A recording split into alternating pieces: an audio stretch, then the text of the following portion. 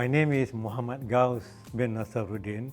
I'm from Penang and I teach at the Universiti Sains, Malaysia in Penang itself. And I've been involved in various research on culture and on dance, music, theatre. And now the latest one is on healing. And today we are going to explore a bit on what is meant by traditional healing. You know, we all know that healing is part of the human psychic, human physiology, as an integral part of healing. Because with healing, its counterpart is illness. So you have illness, you must have healing. So everything in our existence have the opposite, like even in creatures and men. Mammals, including humans, they have evolved healing practices to address a host of maladies. And if you look at the creatures, the animals, the healing process is instinctive. It is, there's no need to think about going to see the doctor, whatever it is, because there's an element in their own DNA that directs them to various rocks, leaves, barks, water to effect healing. Today we are concerning ourselves with traditional healing for humans. You know, before the advent of clinical medicine, like what you are going to see the doctor now, we have what we call traditional healing, or people refer it as anthropological healing, that uses various facets of cultural belief and to address these kind of problems. Traditional healing was the main form of healthcare before the advent of clinical medicine. And we can categorize it into three sections. One is the using of herbal application, herbal pharmacology, using roots, leaves and barks which are pounded into concoction to be used externally or to be taken orally. Second one is tactile. There is massage, different form of massage that realign the body and the muscle to relax the muscle. And the third one is the ritual healing. We're using elements of performance. We call it performance healing, such as in the form of performance that employ music, movement, and drama to effect various energy transfer and to stimulate the transfer, the internal healing mechanism. And if you look at it, traditional healing is fast disappearing because with modern clinical medicine, they have become outmoded in the sense, and it is only found in the rural areas. And forms of traditional healings are in the form of performance, main petri in Kelantan, main bage, even in wayang kulit, also Sarawak Emuka, Babayo, and Kuda Kepang. These are all performances embed themselves with traditional healing element. Traditional healing, the illness that they address, they are usually, it is not the kind of modern type of illness like you go heart surgery or orthopedic. They address what we call psychosomatic illness. That is, it has to do with your mental aberration. That is when it affects your behavioral pattern rather. Culturally, it is believed that the environment has an effect on the people. We think ourselves, we don't environment, but if you stay in the rural areas, the mountains, the rivers, the jungle, the forest, all have a therapeutic aspect, and culturally they believe that this natural entity are governed by spiritual presence, and this spiritual presence will affect well-being of the community. So this is the belief.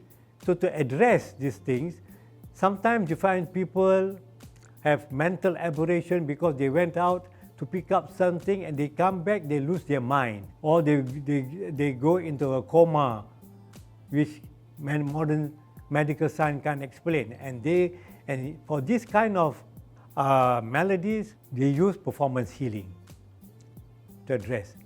And performance healing is also to relieve stress. If you have social or marital problems, they apply this thing using YBhg,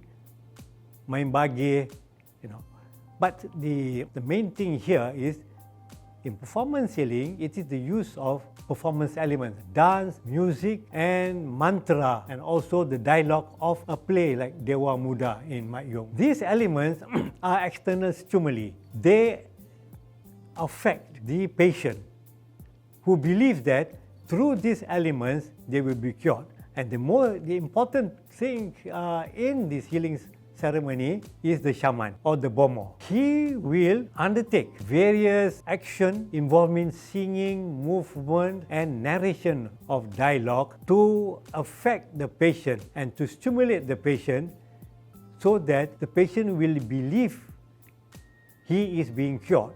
This is called faith healing. And the patient trusts the shaman that the shaman will be able to cure him or her. And through this process, the person activates his own internal healing energy. In Kelantan, they call it the Angin. The Angin is some people call it the yin and yang. It's the balance and imbalance of your energy. So when the energy is imbalanced, then your psychic energy creates a lot of stress and tension. And that will affect your behavioral pattern. And you will get aches all over the body.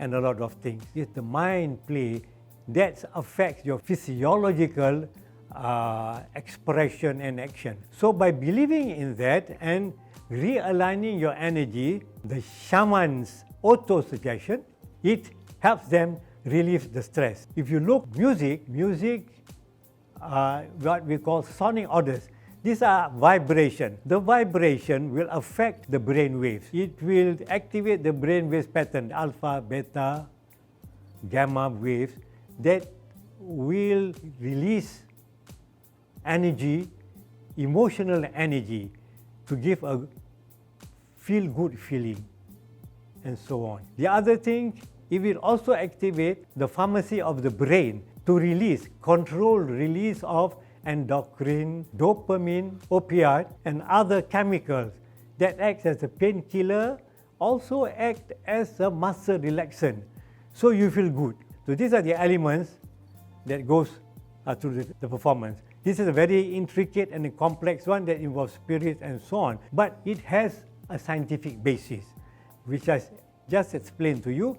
It affects, if you test it, saliva test, blood test, and so on, you will find the presence of these chemical elements released by the brain. Anthropological medicine or traditional healing is fast losing its relevancy, because now clinical medicine has taken over. That is heart surgery and so on and so forth. But you see, clinical medicine address only parts of the body. You have pain, you have kidney problem, prostate problem, heart problem, knee problem. Whereas traditional healing address the body, the mind, and the soul. But nowadays, because clinical medicine has become very complex and address every single part of your body, when in actual fact, the mind and your thinking of yourself, your physical and psychic self will affect your well-being. And for the old people, they still resort to traditional healing, but it's fast being phased out, and by now has been replaced by clinical medicine, which is the standard form of healthcare in our modern world. So having said that it is fast disappearing and take over clinical medicine, but there are people who resort to this form of traditional healing, and one of which is Mind Putri. I will deliberate slightly on Mind Putri. Mind Putri is a form of performance healing that is found mainly in Kelantan. It is part of the overall Mak performance.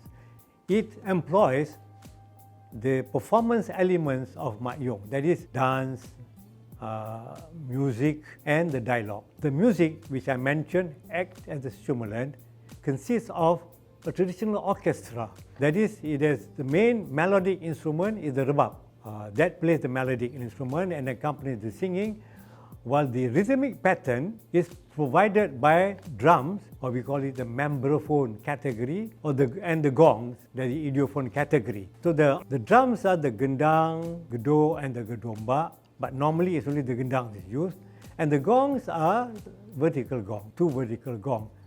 Sometimes they use canang and kesi. And at the same time, for healing, they use surunai. The surunai, which is a pipe, an oboe-like instrument that plays the melody. So this performance, they employ the performance elements of Mak Yong, like dance, music, and drama. Talked about the musical instrument. They provide the music for the singing as well as a stimulus to the patient, because the music will affect them. Then you have the dance. The dance movements are usually performed by the shaman. In this case, there are 2 people are very important that will conduct the healing ceremony: the Tok Mindo and the Tok Puteri. The Tok Mindo is the rebab player, whereas the Tok Puteri is the shaman. So these 2 will interact to identify the illness. So they have first the diagnostic process where they identify the illness. Tok Mindo playing the rebab and singing the arias, and the Tok Puteri will join in and he will go into a trance. A trance is an elevated state of awareness. And through the trance, he will move through various spirits, trying to identify the spirit that is responsible for the illness. And having detected the spirit and identifies its presence, he will then bargain with the spirit so as to release the patient from the clutch of maladies. Having come to an agreement, either through making offerings or not, then the curing session will start, the second part. That is through the dance and movement, and later on through some pharmacological intervention. And usually the patients, they have very, very interesting cases where you find a patient who can't even walk, but after the ritualistic ceremony, they got up and they danced. So, about Mind Puteri. Mind Puteri here, it is one of the main form of traditional healing in Kelantan. It is usually used, and it is patronized usually by the older people. Besides, in Mind Puteri, the most important thing is the belief of the patient in the ability of the shaman to cure him. This healing is what we call cultural specific. It only happens, it only activates the healing energy, and is effective if you are from that culture. If you try to do the healing from somebody outside the culture, an urban person who do not believe in all these things, then it will not have any effect. That's why, besides being called anthropological medicine, traditional healing, it is also called faith healing. The trance state, which is an elevated state of awareness, there are two levels, 2 types of trance state. One is possession trance, where they believe that the Bomo is inhabited, taken over by a spirit. So his behavioral makeup, his behavioral pattern will resemble the spirit. If it's the spirit of a tiger, he will move like a tiger. If it's the spirit of a snake, he'll move like a snake. If it's the spirit of Mak Yong, he will sing and speak dialogue with the Mak Yong. For example, you have Mak Rimau besar sejang kilat sejala wangi. Or he will sing the aria Menghadap Rebab or Saudara. These are the songs. So he will be lost into a different character. He is what we call possessed. But trance also is used in modern medicine to activate the subconscious mind, to activate the healing energy. So there's a connection, a different kind of stimulus. The other type of trance state, it is called the reduction of consciousness of trance, as in the Dabus dance performance.